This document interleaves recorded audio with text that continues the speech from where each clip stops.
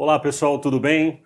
Estamos aqui em mais uma aula para a gente falar de mais dois filósofos muito importantes na filosofia, que são dos filósofos gregos em especial, que é Platão e Aristóteles. Claro? Eu vou dar aqui um panorama geral desses dois pensadores, lembrando que, obviamente, existe muito mais coisa para se falar dele, você pode ir atrás, se aprofundar, mas eu vou dar os tópicos principais desses dois pensadores que foram simplesmente geniais e que continuaram o legado de um filósofo que eu já cheguei a falar, que é Sócrates, tá legal? Platão, ele acabou conhecendo Sócrates e acabou ficando ao lado dele, né? E como tudo que a gente conhece de Sócrates veio dos escritos de Platão e de outros filósofos, né? E Platão observava Sócrates, o mestre dele, fazia as anotações e essas anotações chegaram para nós agora, né, na nossa contemporaneidade. Então ele foi discípulo de Sócrates, conheceu muito bem Sócrates e fundou uma academia. Olha só que legal, ó, academia. Quando eu falo academia, a primeira coisa que você tem que pensar não é aquela academia de ginástica lá que faz musculação, não é esse tipo de academia. Academia era mais ou menos parecido com alguma coisa do que a gente chama hoje de escola, tá? Mas o Platão não é uma escola como é hoje, nos moldes que é hoje. Mas a academia recebia jovens para uma educação erudita, uma educação onde você ia ter vários saberes, onde você ia estudar música, onde você estudava matemática, onde você estudava filosofia, onde você estudava retórica, né, a arte de falar, de envolver. Então o jovem ele chegava lá, ele passava por uma avaliação, né, para ver se ele tinha condições de ficar na academia, e a partir daí o jovem ficava dentro da academia estudando com os grandes pensadores, em especial Platão. Tá? Uma das coisas mais importantes de Platão é que Platão tem uma visão bastante diferente do mundo de outros pensadores, de outros filósofos, tá? E uma das coisas interessantes que você deve entender é o seguinte: às vezes o discípulo não necessariamente concorda com todas as ideias do seu professor, tá? Isso não é uma desonra, isso não é um problema, né? Na filosofia, discordar não é um problema.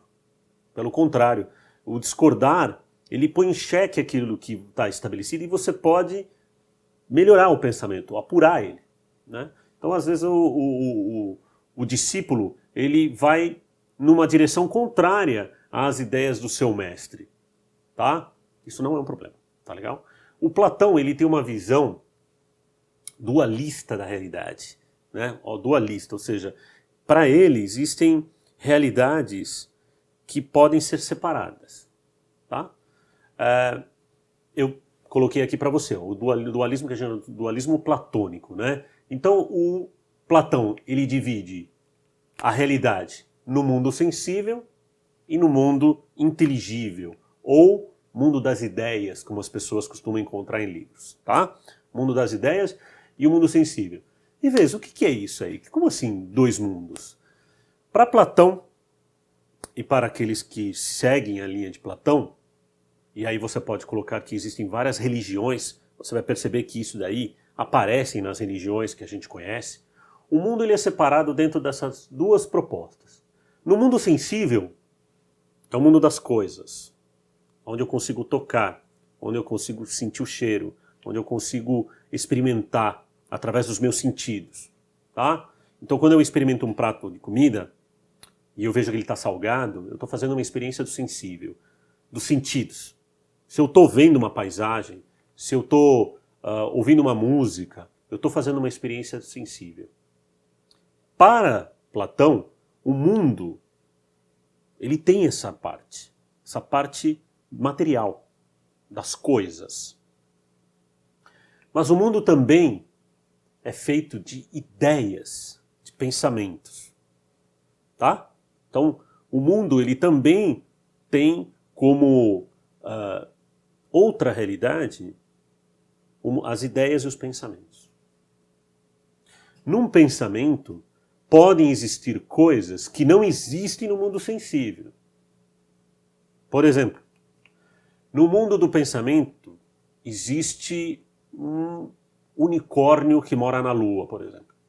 Pode existir um unicórnio que mora na Lua? No mundo das ideias, sim. Né? No mundo do poema, no mundo da fantasia, dos meus pensamentos, eu posso pensar num unicórnio morando na Lua. Agora, ele existe na realidade? Bom, acho difícil um unicórnio viver na Lua, né? Então, lá no mundo das ideias, lá eu posso ter coisas que podem não existir no mundo sensível. Tá? Não sei se você repara, mas esse mundo sensível e o mundo das inteligível, o mundo das ideias, ele é muito comum para nós. Né? Quando as pessoas falam de religiões, né, as religiões trabalham com essa proposta. Né? Nós temos um corpo físico, mas também existe uma vida além desse corpo físico. Então, de certa maneira, as religiões elas são platônicas, elas trabalham com essa realidade. Tá? O Platão ele entende de que muitas vezes nós estamos presos dentro de um olhar limitado da realidade. Né? Tanto que esse tema da realidade é um tema vasto na filosofia. Existem pesquisas, estudos e livros e se escreveu muito sobre isso. Ou seja, o que é realidade para mim? Né? Quando eu olho para um objeto e esse objeto é real, o que eu estou dizendo que ele é real? Né? Será que eu estou vendo o objeto mesmo? Ou o objeto se faz presente dentro dos meus sentidos, dentro do meu processamento cerebral, e eu produzo uma imagem aqui dentro, né, dentro da minha cabeça, da caneta. Né? Um pensamento legal que você pode fazer é o seguinte. Se eu falar para você a ideia cadeira. Pensa numa cadeira. Pensou? Tá. Eu vou pensar numa cadeira. Pensei. É a mesma cadeira? Provavelmente não. Provavelmente não. Mas certamente a sua cadeira é uma cadeira e a minha cadeira é uma cadeira. O que precisa para ser uma cadeira? Precisa ter um lugar para sentar, pernas e um encosto. Se não tiver encosto é banco. Então tem que ter um encosto, uma cadeira, certo?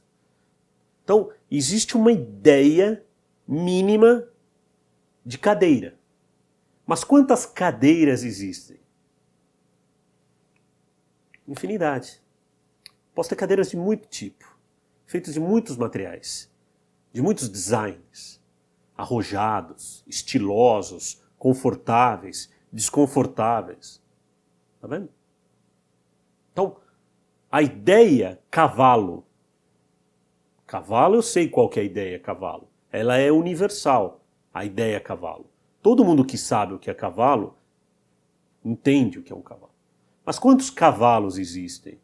Putz, grande, pequeno, marrom, preto, branco, malhado, preguiçoso, competidor, certo? De corrida. Tá vendo? Então, para o Platão, existe uma ideia mínima da realidade das coisas, que está nas ideias.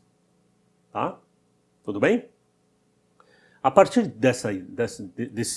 desse dualismo, né, eu consigo conhecer mais a realidade. E eu consigo também me conhecer. E qual é o exercício de se conhecer? Qual é o exercício da filosofia para se conhecer? O Platão, ele gostava muito de trabalhar com alegorias. Ele gostava muito de falar sobre alegorias. E ele usa uma alegoria que ficou muito famosa, chamada o mito da caverna. Né? A alegoria é uma historinha. É uma historinha que ele contou para que você entendesse como funciona. Tá? Então ele funciona mais ou menos da seguinte maneira. Imagina uma caverna, existem pessoas que moram lá dentro. Tá? Essas pessoas estão acorrentadas. Estão acorrentadas. Elas não podem sair. Sequer elas sabem o que existe de alguma forma. Para elas nasceram ali, acorrentadas. Então tudo que existe para elas está dentro da caverna. Do lado de fora existe uma fogueira. Uma fogueira. Eles não enxergam, porque eles estão virados para a parede. E a fogueira está lá do lado de trás. Quando passam objetos na frente da fogueira, produz uma sombra na parede. E as pessoas que estão acorrentadas, quando elas olham para aquela sombra, elas pensam que aquelas sombras são seres, são coisas, são objetos. Sem se dar conta que, na verdade, aquilo são sombras. Pensam que são seres, indivíduos. Tá? Até que um dia, uma das pessoas que está lá dentro consegue quebrar as correntes, consegue se libertar e sai da caverna. E aí quando ele sai da caverna, ele vê um mundo novo. E aí ele vê o sol. E o sol ofusca a visão dele. No início, ofusca. E com o tempo, aquilo vai acostumando. O que é o mito da caverna? É justamente o processo que aquele que pensa profundamente faz.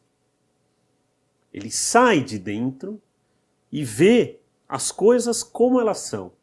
E quando ele está de fora, aí ele vê realmente que existe uma fogueira, que existem sombras.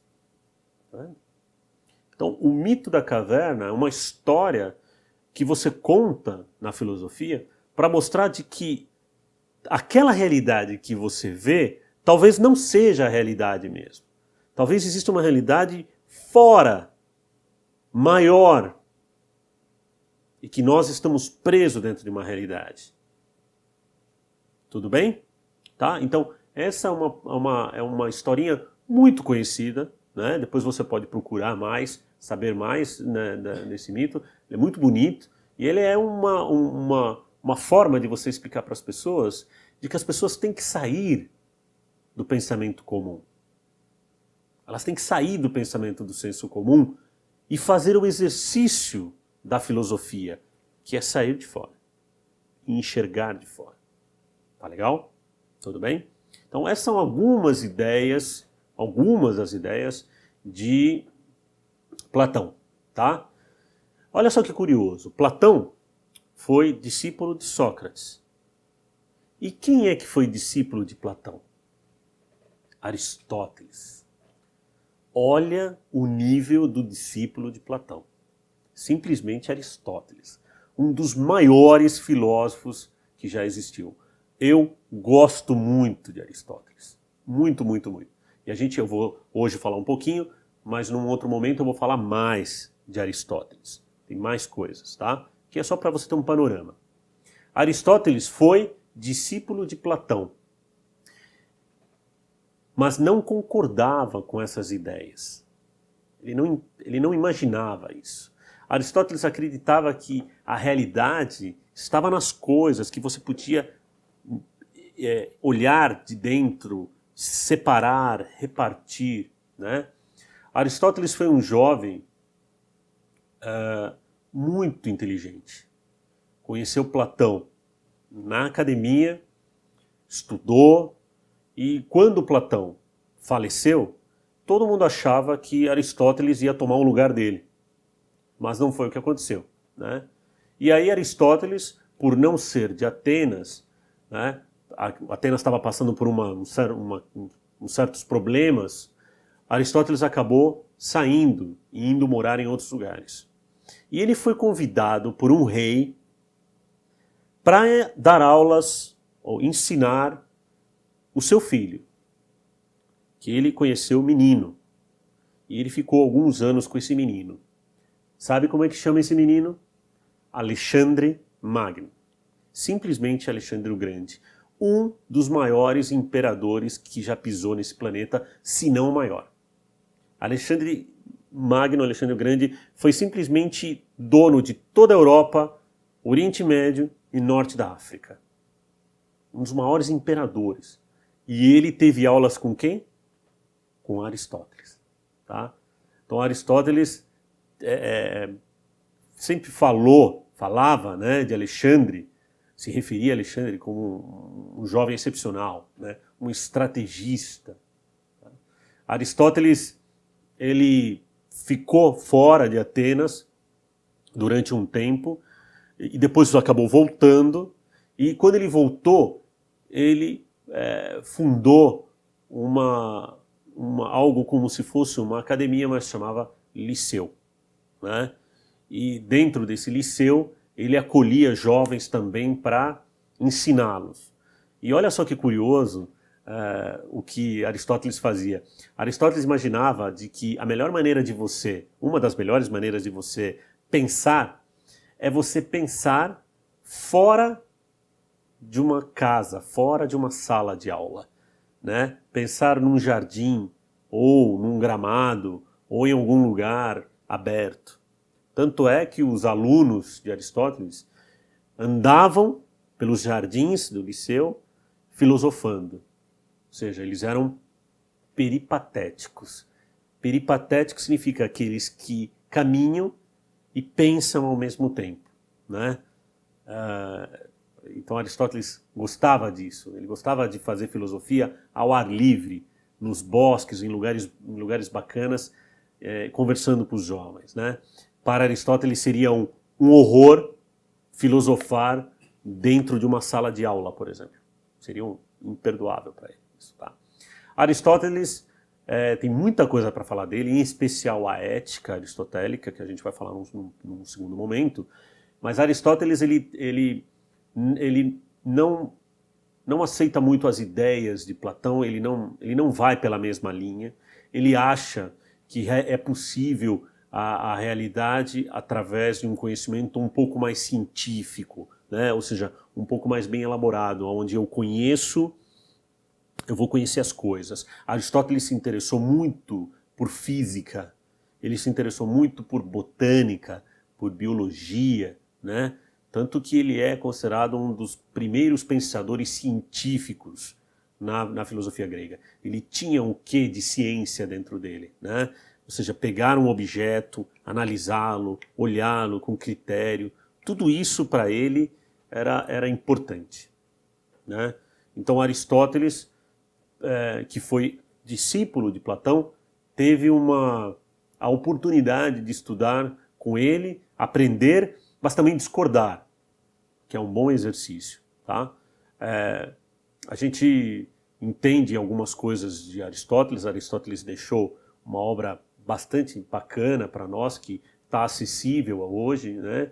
Em especial livros de ética. Quando a gente falar de ética, eu vou voltar a falar dele, né? E só para você entender essa pequena linha temporal desses primeiros gregos, né? Sócrates trazendo a filosofia para o dia a dia das pessoas, né? Questionando as nossas ideias, os nossos valores, mas não questionar de forma simplesmente por questionar, mas sim questionar para que eu consiga pensar com autonomia, né? Depois vem Platão, que se pergunta sobre a realidade das coisas, que também vai se preocupar no autoconhecimento. E depois Aristóteles, que é brilhante, que vai falar sobre o mundo, que vai falar sobre a ética, sobre a eudaimonia, né, sobre o bem viver. Então esses filósofos, eles são muito importantes e inclusive hoje alguns filósofos se atrevem a dizer que Platão, Aristóteles e Sócrates, anterior a eles, falaram muito, quase tudo que se sabe hoje, esses caras pensaram de alguma forma. E hoje a gente pega esses pensamentos e, obviamente, elabora eles. Tá legal? Então, guarde isso para você. Primeiro Sócrates, depois Platão, depois Aristóteles. Não houveram só eles na filosofia grega antiga. Houveram muitos outros. Outros virão. Eu vou falar de outros também. Mas esses três, eles formam um tripé altamente denso, consistente, daquilo que a gente chama de filosofia grega ocidental, e a partir deles o pensamento vai ser muito mais rigoroso. Tá legal? Espero que você tenha gostado. A gente se vê na próxima. Um abraço, até mais.